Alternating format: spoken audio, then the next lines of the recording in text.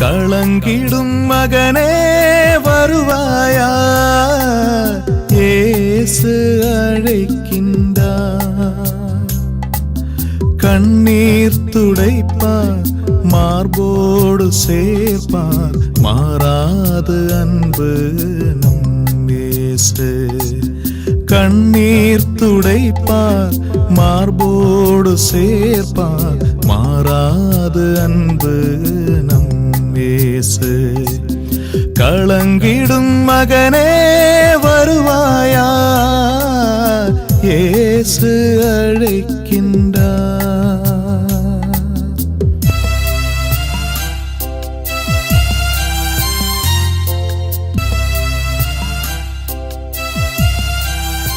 இயேசு கிறிஸ்துக்குள் பிரியமானவர்களே, ஆண்டவராக இயேசு கிறிஸ்துவின் பரிசுத்தமுள்ள திருப்பெயரின் நல்வாழ்த்துக்கள். இந்த விடுதலை நேர நிகழ்ச்சி நமக்கு உண்மையாகவே ஒரு ஆசீர்வாதத்தின் நிகழ்ச்சியாகவே ஆண்டவர் தானே அமைத்திருக்கிறார். நாம் இந்த நாட்களில் தவக்காலத்தின் இறுதி பகுதியிலே வந்து இருக்கிறோம்.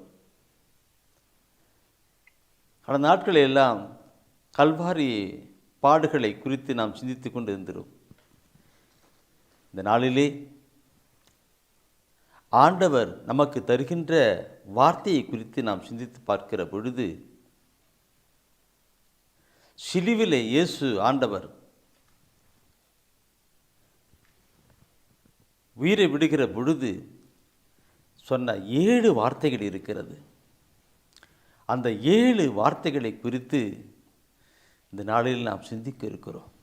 தூய ஆவியானவர் அதனுடைய மறை உண்மைகளை எல்லாம், மகத்துவங்களை எல்லாம் நமக்கு காட்டிக் கொடுப்பார், சொல்லிக் கொடுப்பார். இயேசு ஆண்டவர் சிலுவிலே தொங்கிக் கொண்டு இருக்கிற பொழுது அவர் சொன்ன 7 வார்த்தைகளை நாம் இந்த நாட்களிலே சிந்திக்க இருக்கிறோம். பிரியமானவர்களே, இந்த உலக வாழ்க்கையில் பார்க்கிற பொழுது யாராவது ஒருவர் அந்த மரண நிலைக்கு வருவார் என்றால் தன்னுடைய பிள்ளைகளை அழைத்து அவர்களுக்கு சில அறிவுரைகளெல்லாம் சொல்லுவார்கள். வயதான பெற்றோர்கள் மரிக்கிற அந்த மரண நேரத்தின் போது பிள்ளைகளை அழைத்து, நீ இப்படியெல்லாம் இரு, இப்படியெல்லாம் செய், இப்படியெல்லாம் நட என்று சொல்வார்கள். மகளை குறித்து, ஒவ்வொருவரை குறித்து அப்படி சொல்லி அறிவுரை சொல்வார்கள். அந்த வார்த்தையானது அந்த பிள்ளைகளுடைய உள்ளத்திலே அது பதிந்திருக்கும். எங்கள் அப்பா சாகுற போது எனக்கு இப்படி ஒரு வார்த்தை சொன்னார், எங்கள் அப்பா மரணத்தின் படுக்கையில் இருக்கும் பொழுது இப்படி ஒரு வார்த்தை சொன்னார் என்று அந்த வார்த்தையை அவனுடைய உள்ளத்திலிருந்து எடுக்க முடியாது. இல்லைங்களா? நாமெல்லாம் பார்த்துருக்கிறோம், அனுபவித்திருக்கிறோம். அந்த வார்த்தையை நாம் மறக்க முடியாது. எனக்கு சாகும்போது இப்படி ஒரு வார்த்தை சொன்னார் என்று நாம் சொல்லுவோம். இது மாத்திரமல்ல, இந்த பைபிளில் நாம் பார்க்கிற பொழுது, தொடக்க நூலில் பார்க்கிற பொழுது 41ஆம் அதிகாரத்தில் பார்க்கும்பொழுது அங்கே சொல்லப்பட்டிருக்கும், யாக்கோப், அந்த அதிகாரத்தை படிச்சுனவங்க தெரியும் எங்களுக்கு. அதில் யாக்கோப் தன்னுடைய 12 பிள்ளைகளை அழைத்து அவர்களுக்கு எல்லாருக்குமே சொல்கிறார். யாக்கோப் இந்த தொடக்க நூல் 49ஆம் அதிகாரத்தில் பார்த்து நீ படித்தா தெரியுங்கள, அவர் 12 பிள்ளைகளை அழைத்து ஒவ்வொருவர்கிட்டும் ஒவ்வொரு கருத்தை சொல்லி போயிட்டு இருக்கிறார். யாக்கோப் நாம் தன்னுடைய மரண நேரத்திலே பிள்ளைகளை அழைத்து அவர் சொன்னார். அந்த பிள்ளைகள் அது ஒவ்வொன்றும் மனதுக்குள் வைத்து கடந்து போனார்கள். அவர் மட்டுமல்ல, நீங்கள் பார்க்கும் பொழுது மோசே, இஸ்ரேல் மக்களை வழிநடத்தின மோசே யோசுவாவை அழைத்து, அந்த மரண நேரத்திலே யோசுவாவை அழைத்து, யோசுவா நீ இப்படியெல்லாம் செய் என்று வழிநடத்துகிற காரியத்தை சொல்லிக் கொடுக்கிறார். இனச்சட்டத்திலே பார்க்கிற பொழுது 32ஆம் அதிகாரத்திலே 33 அதிகாரத்திலே 33 அதிகாரத்திலே அந்த மோசே யோசுவாக்கிட்ட சொல்கிற கருத்துக்கள் அருமையான ஒரு கருத்துக்களாக இருக்கும். அது யோசுவா மனதிலே நிறுத்தினார், அதை கடைபிடித்தார். அது மாத்திரமல்ல பிரியமானவர்களே, தாவீது இருக்கிறார் அல்லவா, தாவீது அவருடைய மகன் சாலமோனை கூப்பிட்றார். சாலமோனை கூப்பிட்டு தன்னுடைய உள்ளத்தில் இருக்கிறதெல்லாம் சொல்கிறார். அந்த மரணத்தின் நேரத்தில் 2 சாமுவேல் புத்தகத்திலே பார்ப்பீர்கள் என்றால் அதிலே 23ஆம் அதிகாரத்திலே அவர் தாவீது அந்த மரண நேரத்திலே சாலமோனை கூப்பிட்டு, மகனே, கடவுள் இப்படி செய்தார், நான் இப்படி இருந்தேன், கடவுளுக்கு இப்படி செய்யலை, இப்படிலாம் அறிவுரைகள்லாம் சொல்லிக் கொடுத்தார். இது உண்மையாகவே நம்மளுடைய வாழ்க்கையில் இருக்கிறது. இந்த நாளிலும் என் அன்பானவர்களே, ஆண்டவராக இயேசு கிறிஸ்து சிலுவிலே தொங்கிக் கொண்டிருக்கிற பொழுது அந்த மரண நேரத்திலே சொன்ன 7 வார்த்தைகளும் நம்முடைய உள்ளத்திலே பதிய வைக்கணும். அந்த வார்த்தை நம்முடைய உள்ளத்திலே பதிய வைத்து அதை குறித்து நாம் சிந்தித்து நம்முடைய வாழ்வை பக்குவப்படுத்திக் கொள்ளணும். யாக்கோப் தன்னுடைய பிள்ளைகளை சொன்னது போல, மோசே யோசேப்பிடம் சொன்னது போல, தாவீது தன்னுடைய மகன் சாலமோன் சொன்னது போல, உங்களுடைய பெற்றோர்களும் உங்களுக்கு சொல்லியிருப்பார்கள். இன்று எல்லாம் நிறைந்த நம்முடைய அருமை ஆண்டவர் நமக்கு சொல்லுகிற வார்த்தையை நாம் கேட்கணும். ஒரு நிமிடம் நம்முடைய உள்ளத்தின் எண்ணங்களை, சிந்தனைகள் எல்லாம் அந்த கல்வாரி நாதரை நோக்கி நாம் பார்க்கட்டுமா? அப்படியே ஒப்புக்கிடுங்க. சிலுவையில் தொங்கும் இயேசுவை பார், திரு ரத்தம் சிந்தும் ஏவனை பார். உங்களுடைய மடக்கண் முன்னாடி அப்படியே கொண்டு வாங்க. சிலுவையில் தொங்கும் இயேசுவை பார், திரு ரத்தம் சிந்தும் தேவனை பார். மடக்கண் முன் அப்படியே கொண்டு வார்கள். சிலுவிலே தூங்கிக் கொண்டிருக்கிற இயேசு சொன்ன முதல் வார்த்தை லூக்கா நற்செய்தியிலே பார்க்கிற பொழுது 23ஆம் அதிகாரத்திலே 34வது தெய்வீக திருவசனத்திலே அவர் சொல்லுகிற வார்த்தை பார்க்கணும். எப்படி சொன்னார்னாக்கே, தந்தையே, இவர்களை மன்னியும், ஏனெனில் தாங்கள் செய்வது என்னவென்று இவர்களுக்கு தெரியவில்லை. முதல் பாயிண்ட். இயேசுவை அடித்தார்கள், கசியால் அடித்தார்கள், சிலுவையிலே தொங்க விட்டார்கள். பல நிலை நாம் பார்க்கிறோம். பிலாத்துக்கு முன்பாக இல்லாதெல்லாம் சொல்லி குடிப்படுத்தினார்கள், அடித்தார்கள். சிலுவையிலே தொங்கிக் கொண்டிருக்கிற பொழுது வானத்தை பார்க்கிறார், தந்தையிடம் பூமியை பார்க்கிறார், அடித்தவர்களையும் குத்தினவர்களையும் பேசினவர்களையும் இல்லாது பொல்லாது சொன்னவர்களையும் எல்லாம் பார்க்கிறார். பார்த்து அவர் சொல்லுவது என்ன? தந்தையே, இவர்கள் செய்வது என்னதென்று தெரியாமல் செய்கிறார்கள் என்று. இவர்கள் செய்வது என்னதென்று தெரியாமல் செய்கிறார்கள். மன்னிக்கின்ற ஆண்டவர், மன்னிக்கிற ஆண்டவர் எந்த நிலையிலே சொல்லியிருக்கிறார் என்பதை நம்முடைய வாழ்க்கையிலும் கொண்டு வரப்பட வேண்டும். பல நிலையை சொன்னவர்கள் எல்லாம் அங்கே கொண்டு வந்தார்கள். அந்த இயேசு தந்தையே அந்த வாழ்க்கையில பார்க்கும் பொழுது தந்தையே தந்தையே தந்தையே என்று சொல்லிதான் சொல்லிட்டு கொண்டிருப்பார். தந்தையின் அங்கே தந்தையே என்று தான் சொல்லி, தந்தையே இவர்களை மன்னியும் என்று சொன்னார். இதை நாம் பார்க்கிற பொழுது நம்முடைய வாழ்க்கையிலே நாம் சிந்திக்க வேண்டிய ஒரு கருத்து. 1 யோவானிலே 2ஆம் அதிகாரத்திலே முதல் வசனத்தினுடைய அந்த ஒரு பிற்பகுதி இருக்கும். அருமையான ஒரு கருத்தை அங்கே சொல்லப்பட்டதை நாம் இந்த வேளை சிந்திக்கப்பட வேண்டும். ஒருவர் பாவம் செய்ய நேர்ந்தால் தந்தையிடம் பரிந்து பேசுபவர் ஒருவர் நமக்கு இருக்கிறார், அவரே மாசற்ற இயேசு கிறிஸ்து. பாருங்கள், நாம் பாவம் செய்ய நேர்ந்தால் தந்தையிடம் பரிந்து பேசுகிறவர், தெரியாமல் செஞ்சிட்டாங்க பரிந்து பேசுகிறவர் ஆண்டவர் இயேசு கிறிஸ்து அங்கே சிலுவிலே கற்கும்போது கொண்டு வருகிறார். அந்த இயேசு கிறிஸ்துவுடைய நிலை நமக்குள் வர வேண்டும். பிரியமானவர்களே, தெரியாமல் செய்து விட்டார்கள். இதை நாம் பார்க்கிற பொழுது ஆண்டவர் இயேசு கிறிஸ்து இந்த உலக வாழ்க்கையிலே வாழ்கிற பொழுது அவர் சொல்வார். மத்தேயு 5ஆம் அதிகாரத்திலே பார்க்கிற பொழுது அவர் சொல்லுவார் என்று 5ஆம் அதிகாரத்தில் 39, 44 வசனத்திலும் மத்தேயு 18ஆம் அதிகாரத்தில் 21, 22 வசனத்திலும் சொல்லுகிற பொழுதெல்லாம் பார்க்கிற பொழுது நீங்கள் மன்னியுங்கள், நீங்கள் மன்னியுங்கள், மற்ற மாதிரி இருக்கிறீங்க, அவங்க அன்பு செலுத்துங்கள். நீங்கள் அப்போ தான் மற்ற நீங்கள் மன்னிக்கிற பொழுது தான் அந்த கிறிஸ்து கடவுளுக்குரிய பிள்ளைகள் என்று தெரியும்னு அங்கே அழகாக சொல்லப்பட்டிருப்பார். நான் மன்னிக்கணும். இயேசு எப்படி மன்னித்தாரோ அதே போல நாமும் மற்றவர்களை மன்னிக்கப்பட வேண்டும். என் அன்பானவர்களே, அந்த கிறிஸ்து இயேசு நம்ம கற்றுக் கொடுக்கிற ஒரு நிலைத்தான் இது. அவர் கற்றுக் கொடுக்கிற நிலைத்தான் இது. இந்த நிலையிலே, இந்த தவக்கால நாட்களிலே இது சடங்கு நிலையிலே போவதை விட அவர் சொன்ன வார்த்தையை உள்ளத்தின் ஆழத்தில் நிறுத்தி இன்று நாம் செயல்பட வேண்டும். நமக்கு விரோதமாக யாராவது செய்திருப்பார்களானால், பேசியிருப்பார்களானால், சொல்லியிருப்பார்களானால், செயல்பட்டிருப்பார்கள் என்றால், ஆண்டவரே இவர்கள் தெரியாமல் செய்கிறார்கள், இவர்களை மன்னியும் என்று சொல்லணும்.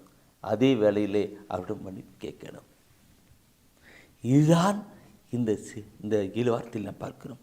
அவர் இயேசு கிறிஸ்து பார்க்கணும் பொழுது 1 பேதுருவிலே 2ஆம் அதிகாரத்திலே 21வது வசனத்திலே பேதுரு மிக தெளிவாக ஒரு கருத்தை சொல்லியிருக்கிறார். அந்த கருத்தை நாம் பார்க்கணும். கிறிஸ்துவும் உங்களுக்காக துன்புற்று ஒரு முன்மாதிரியை வைத்து சென்றுள்ளார். எனவே நீங்கள் அவருடைய அடிச்சுவடுகளை பின்பற்றுங்கள். இதற்காகவே அழைக்கப்பட்டுள்ளீர்கள். எந்த ஒரு கருத்தை சொல்லுகிறார் நான் பார்க்கணும். பிரியமானவர்கள், கிறிஸ்துவும் உங்களுக்காக துன்புற்று ஒரு முன் மாதிரியை வைத்திருக்கிறார். அடிக்கப்பட்டாங்க, எல்லா நிலையும் வந்தாங்க, முன் மாதிரி வைத்திருக்கிறாரா. நாம் அடிக்கடி சொல்லுவோம், இயேசுவின் பின்னால் நானும் செல்வேன், திரும்பி பாட்டு மாட்டேன் அடிமான பாட்டில் பாடுவோம். நாம் அவர் வழியிலே செல்லுகிறோம் என்றால் அவர் எப்படி மன்னித்தாரோ அதே போல நாமும் மற்றவர்களை மன்னிக்கப்பட வேண்டும். இதுதான் அவர் நமக்கு காட்டி கொடுக்கிற ஒரு அருமையான நிலை. அவருடைய மன சிலுவிலே தூங்கிக் கொண்டு நமக்கு சொல்லிக் கொடுக்கிற, காட்டி கொடுக்கிற, நடத்துகின்ற வழிகாட்டுதல் என்னவென்றால் நாம் மற்றவர்களை மன்னிக்கணும். மற்றவர்களை மன்னிக்கிற பொழுதுதான் உண்மையான ஒரு நிலை நமக்குள் கடந்து வருகிறது. இல்லை என்றால் இல்லை. இது நாம் தெய்வீக திருவிழத்திலே நாம் பார்க்கிறோம் எப்படியெல்லாம் கருத்து சொல்லப்பட்டிருக்கிறது என்று. இன்னைக்கு சிலுவை பாதை செய்து கொண்டிருக்கிறோம். எவ்வளவு பேர் நாம் மன்னித்து விட்டோம். நமக்கு எதிராக குற்றம் புரிந்தவர்களை, நமக்கு எதிராக பேசினவர்களை எவ்வளவு மன்னித்திருக்கிறோம். இயேசு எப்படி மன்னித்தாரோ அதே போல நாம் போல மன்னிக்கணும். அதுக்கு தான் இந்த நிலை. புனித பவுலடிகள் சொல்லுகிற பொழுது 1 கொரிந்தியரிலே 2ஆம் அதிகாரத்தில் 8வது வசனத்திலே அவர் சொல்லுவார். அவர் 1 கொரிந்தியரிலே 2ஆம் அதிகாரத்திலே 8வது வசனத்தை சொல்லுகிற பொழுது புனித பவுல் ஒரு கருத்து சொல்லுகிற கருத்து உண்மையாகவே நமக்கு தெரிய வருகிறது. இவ்வுலக தலைவர்கள் எவரும் அதை அறிந்து கொள்ளவில்லை. அறிந்திருந்தால் அவர்கள் மாட்சிக்குரிய ஆண்டவரை சிலுவையில் அறைந்திருக்க மாட்டார்கள். அப்படி இருக்கு. இந்த எந்த விதமான பாவம் அறியாத அவர், பரிசுத்தமானவர் அவர். இந்த மக்கள் அறியல, ஆனாலும் கூட அவங்க அங்கே செயல்பட்டிருக்கிறார். அதே போல தான் நம்முடைய வாழ்க்கையில் கூட நாம் பரிசுத்தமான ஒரு நிலையில் இருக்கலாம், ஒரு தூய்மையான ஒரு நிலையில் இருக்கலாம். நம்மை பற்றி இல்லாத பொல்லாதெல்லாம் சொல்லிருக்கலாம், நிகழ்ந்து நடந்திருக்கலாம். இயேசு அதற்கு காட்டிகளை கட்டி கொடுக்கிறார். பாருங்கள், பேதுரு அந்த நிலை இப்படி சொல்லுகிறார், புனித பவுலடிகள் இப்படி சொல்லுகிறார். எனவே அன்பானவர்களே, இயேசு கிறிஸ்து மாசு மறுவற்ற அவரை சிலுவையில் அறைந்தார்கள். இன்று உங்களையும் என்னையும் நம் ஒவ்வொருவரும் கூட அப்படி செய்யலாம். அப்படி இருந்தாலும் கூட நாம் மன்னிக்கணும். அன்பானவர்களே, இது நான் பார்க்கிற பொழுது மன்னிப்பு என்கிற ஒரு நிலை உண்டு. 2வது பார்க்கிற பொழுது இவர்கள் அறியவில்லையே என்கிறதான், இவர்கள் அறியவில்லை என்பதுதான் இந்த நிலை நம்முடைய வாழ்க்கையில்.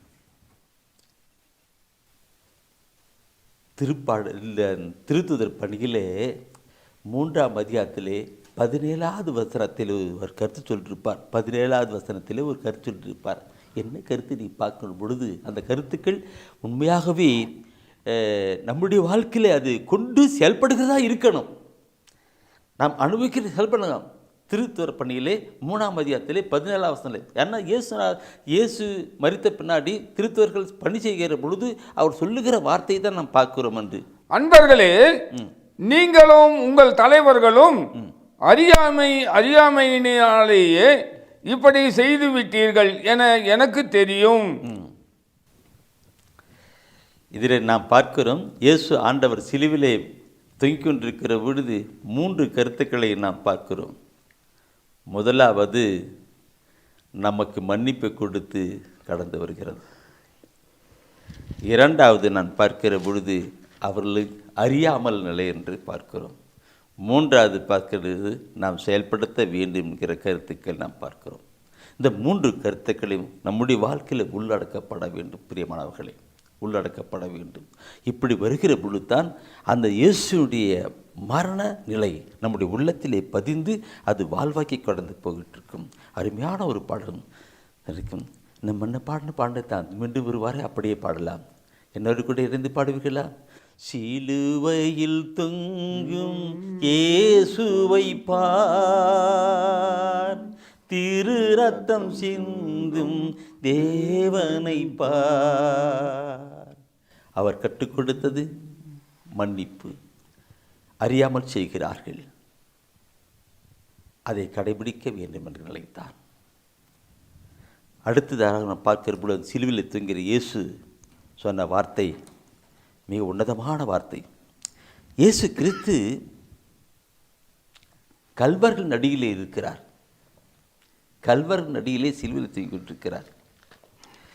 அந்த கல்வரை நடுகிலே தொங்கிக் கொண்டிருக்கிறதை பார்க்கிற பொழுது பரிசுத்தமான ஆண்டவர் கல்வர்கள் சிலுவையில் தொங்கிக் கொண்டிருக்கிறார்கள், அவர் நடுவிலே தொங்கிக் கொண்டிருக்கிறார்.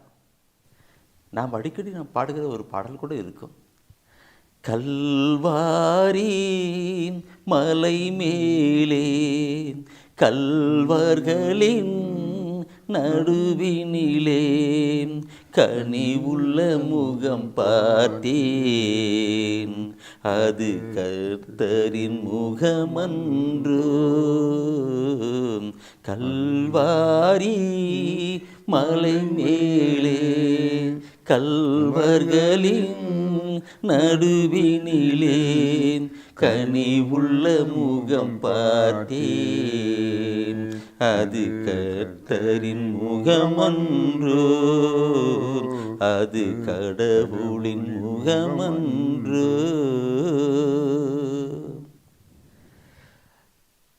பரிசுத்தமான ஆண்டவர் கல்வர்கள் நடுவிலே சிலுவிலே தொங்கிக் கொண்டிருக்கிறார். அந்த தொங்கிக் கொண்டிருக்கிற பொழுது வலப்பக்கம் ஒரு கல்வன், இடப்பக்கம் ஒரு கல்வன் இருக்கிறான். வலப்பக்கம் இருக்கிற கல்வன் சில கருத்துக்களை எல்லாம் சொல்லுகிறது நாம் பார்க்க முடியும். லூக்கா நற்செய்தியில் நீங்கள் பார்க்கணுன்னா அதை இருக்கும். 23ஆம் அதிகாரத்தில் 41, 42, 43 வசனத்தை அவர் சொல்கிறாங்க. எனக்கு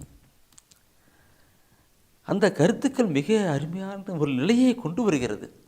நாம் எல்லாருமே நிலையில் கொண்டு வரக்கூடாது. அந்த கல்வர்களில் வலப்புறம் இருக்க அந்த கல்வன் சொல்லுகிற வார்த்தை என்ன சொல்கிறான்னாக்க, அவர் சொல்லுவார் அன்றைக்கு 41வது வசனத்தை சொல்லுகிற பொழுது அந்த கல்வன் சொல்லுவான். என்ன சொல்லுவான்னாக்க, நாம் தண்டிக்கப்படுவது முறையே. அவன் சொல்ல எனக்கு அந்த வசனம் பாருங்கள், 41 படித்து பாருங்கள். என்ன சொல்லுவார் எனக்கு, நாம் தண்டிக்கப்படுவது முறையே, நம் செயலுக்கேற்ற தண்டனையை நாம் பெறுகிறோம், இவர் ஒரு குற்றமும் செய்யவில்லையே என்று பதில் உரைத்தான். பாருங்கள், அந்த மனுஷன் இருக்கேன், வளப்புறவங்க இருக்கேன், அவன் 2 பேர் பேசுகிறாங்க அப்படி சொல்கிறேன். அப்போது நீ பார்க்கணும், அப்படி சொல்லிட்டு அடுத்து 42வது வசனத்தில் இயேசு பார்த்து சொல்கிறாங்க நல்ல கல்லன். ஃபஸ்ட்டு அந்த பக்கத்தில் இருக்கிற அந்த கல்லனை பார்த்து சொன்னாந்தாள். அடுத்தது இயேசு பார்த்து திரும்பி பார்த்து இயேசு பக்கம் தன்னுடைய முகத்தை திருப்பி இயேசுக்கிட்ட சொல்கிறார். 42வது வசனம் பாருங்க என்ன சொல்கிறாருன்னு. இயேசுவே, நீர் ஆட்சி உரிமை பெற்று வரும்போது என்னை நினைவில் கொள்ளும். என்னை நினைவில் கொள்ளும். நீ ஆச்சரியம் பெற்று வரும் பொழுது என்னை நினைக்கொள்ளும். கல்வர்கள் தான் எல்லாரும் கல்வர்கள் நிலையில் அல்ல, உள்ளத்தின் ஆழத்திலே ஆண்டவருக்குள் கடந்து போகிறவர்கள் உண்டு. அந்த நல்ல கல்லன் பேர் அவன் பேர். என்ன சொல்கிறாங்க? அப்போ இயேசு ஆண்டவர் சிலுவிலே தூங்கிக்கொண்டிருக்கிற இயேசு ஆண்டவர் சொல்லுகிற வார்த்தையை பாருங்கள். அந்த 43வது வசனத்தை நாம் பார்க்கிற பொழுது இயேசு ஆண்டவர் சொல்லுவார், நீர் இன்று என்னோடு பேரின்ப வீட்டில் இருப்பீர் என உறுதியாக உமக்கு சொல்கிறேன். என் அன்பானவர்களே, நான் பார்க்கணும். ஆண்டவர் சொன்னார், இன்றே என்னோடு கூட பேரின்ப வீட்டில் இருப்பாய் என்று சொன்னார். பேரின்ப வீட்டில் இருப்பாய் என்று. அந்த பேரின்ப வீட்டில் இருக்கின்ற கருத்துக்கள் தான் நாம் பார்க்கணும். நம்முடைய வாழ்க்கையிலே அப்படி பாவப்பட்டலாம், ஆனாலும் கடவுளை அறிந்து கொண்டிருக்கிறார். அந்த கல்வன் பாவாழ்க்கையில் இருந்ததான், ஆனாலும் இயேசுவை குறித்து அந்த பரிசுத்தமுள்ள தெய்வனை குறித்து அறிந்திருந்தபடினாலே அவன் கேட்கிற கருத்துக்கள் இன்று நம்முடைய வாழ்க்கையிலும் கடந்து வரணும். என் அன்பானவர்களே, இந்த கருத்துக்கள் நாம் பார்க்கிற பொழுது இயேசு ஒரு கொடிவருக்குள் ஒருவராக அவர் கருதப்பட்டார். ஆனாலும் ஏசி 53:12 சொல்லப்பட்டு அவர் கொடிவர் ஒருவராக கருதப்பட்டார்னு தான் அங்கே சொல்லப்பட்டிருக்கிறது. ஆனால் இந்த கல்வன் அவரை பரிசுத்தர் என்று கொண்டு வந்தனாலே அந்த விண்ணக வீட்டிலே சேர்வதற்காக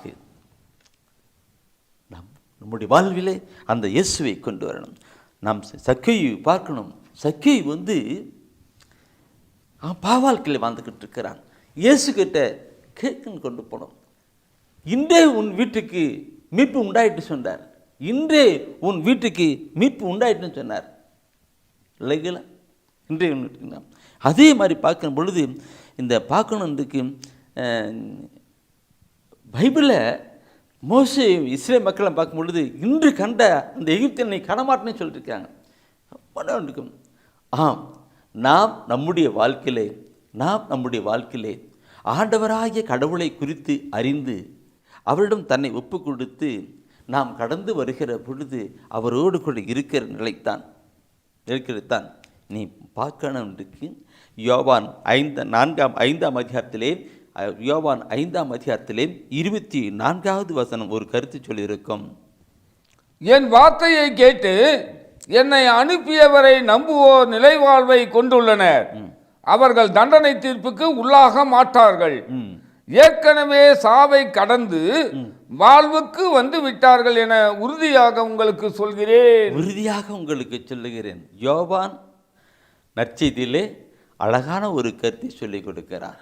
என் வார்த்தையை கேட்டு என்னை அனுப்பின தந்தை இருக்கும். ஆம், இந்த நாளில் கூட நம்முடைய வாழ்க்கையிலே கொண்டு வரணும். ஒரு நிமிடம் அப்படியே கண்களை மூடுவோமா? இந்த அருமையான ஒரு செய்தியை வெளியிடுவதற்கு பண உதவி செய்தவர்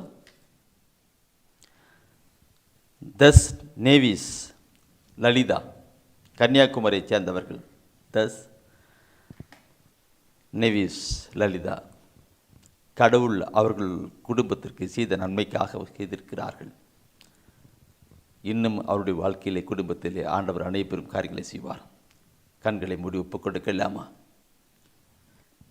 முதல் சிலுவிலே சொன்ன வார்த்தை தந்தையே இவர்களை மன்னியும் என்ற வார்த்தை. இரண்டாவது, இன்றே என்னோடு கூட பேர்ந்து வீட்டில் இருப்பாய் என்ற வார்த்தை நல்ல கலனுக்கு மட்டுமல்ல, நம் ஒவ்வொருவருக்கும் உண்டு. கல்வாரி மலையின் மேலே கல்வர்களின் நடுவினிலே கனி உள்ள முகம் பார்த்தேன், அது கர்த்தரின் முகமன்றோ, அது கடவுளின் முகமன்றோ. ஆம் ஆண்டவரே, சிலுவிலே நீ சொன்ன வார்த்தைகள் எங்கள் உள்ளத்திலே நான் பதித்து கொண்டோம் அப்பா. நீர் மன்னித்தது போல நாங்களும் மற்றவர்களை மன்னிக்க வென்று உலர்கும் தாங்க ஆண்டவரே. உம்முடைய பாதைகளை பின்பற்றிருக்கிற பிள்ளைகள் நாங்கள் நிரப்பிப்பீராக. நல்ல கண்ணனுக்கு நீ சொன்னேன், இன்றே நோடு கூட பேர்ந்து வீட்டிலே இருப்பாய் என்று. யோவான் நற்செய்தியை சொல்லுகிற பொழுது அவர்கள் சாவை வென்று விட்டார்கள், நிலை வாழ்வை கொண்டிருக்கிறார் என்று. அந்த வார்த்தைகளுக்கு வாழ்வாக மாறட்டும். ஒப்புக் கொடுக்கிறோம், வழி நடத்தும். ஆமீன், ஆமீன். அரியே வாழ்க, ஆண்டவரும் உடனே, பெண்களிலே நீர் பேரு பெற்றீரும் மகனும் வாழியவே.